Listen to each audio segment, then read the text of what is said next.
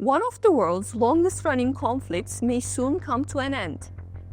For 40 years, the Turkish state has fought to put down an insurgency by the Kurdish militant group PKK. Since the 1980s, the struggle has left 40,000 people dead. But now, the PKK's imprisoned leader, Abdullah Ocalan, is expected to make a historic call, and possibly as soon as this weekend, urging his fighters to lay down their arms. This announcement is part of newly launched peace talks between Öcalan and Turkish President Recep Tayyip Erdogan's nationalist coalition. The process was initiated in October by Devlet Bahçeli, Erdogan's ultra-nationalist coalition partner, who has historically opposed any concessions to the Kurds. Bahçeli raised the possibility that Öcalan, who has been imprisoned for 25 years, could be granted parole if he renounces violence and disbands the PKK. And since then, Öcalan has been in talks with Turkish officials and representatives of Turkey's pro-Kurdish party.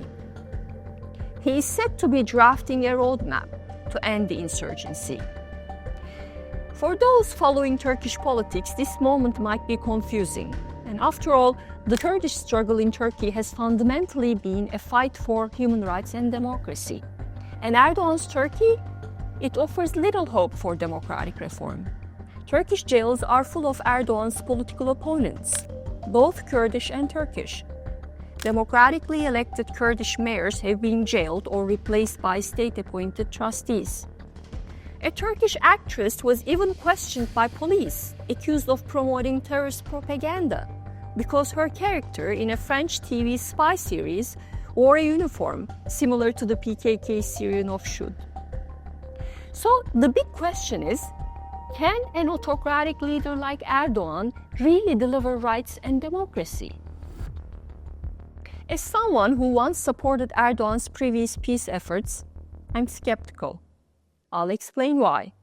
But first, let's talk about the timing of these talks. Since the last peace talks collapsed in 2015, the Turkish government has waged war not just against the PKK, but also against democratically elected Kurdish officials and Kurdish civil society. And this strategy strengthened Erdogan's alliance with nationalists and helped him consolidate power. So why now? Erdogan is a problem. He's about to be turned out of office. And according to the Turkish constitution, he cannot run in 2028. He has two options. Parliament could call early elections, or a new constitution could be drafted. But Erdogan doesn't have the votes in parliament to do either. So what does he need? The support of the pro-Kurdish party in parliament. If Öcalan calls for disarmament, Erdogan hopes it will secure Kurdish backing, allowing him to stay in power beyond 2028. But there's more at stake than just domestic politics. PKK disarmament could also help Erdogan on the foreign policy front. The PKK Syrian offshoot is a close US ally in the fight against ISIS and controls northeast Syria. And Erdogan wants that to end. He has long pushed for dismantling of the Kurdish autonomous region and for the US to cut ties with the Syrian Kurdish militia. And he also has big plans for Iraq. He wants to strengthen economic ties, expand energy and defense cooperation, and push forward his most ambitious project, a rail and highway link connecting southern Iraq to Turkey.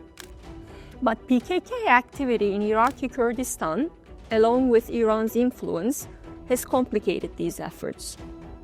And Erdogan sees a weakened Iran as an opportunity to deepen ties with Baghdad and believes an end to fighting with the PKK will help his cause. It's a high-risk, high-reward gamble. Can Erdogan pull it off? Can he, with Öcalan's help, end a decades-old insurgency? Each previous attempt has ended in failure, and skeptics argue that Erdogan's peace efforts never addressed Kurdish democratic demands. And today, nothing has changed. Erdogan's goal isn't democratic reform. It's to stay in power for life. And very soon, we will find out, will Öcalan and the Kurds gain anything in return?